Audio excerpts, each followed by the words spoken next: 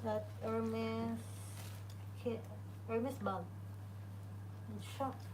Maganda pa. Wala siyang mga gasgas, oh. And, yung kanyang yung tela is, ayan po. Ang tawag ko kanina, basta yun yung tela niya. Tela. Ayan. Lonlin Vinuya, thank you. Edge maganda pa, ha. Ayan.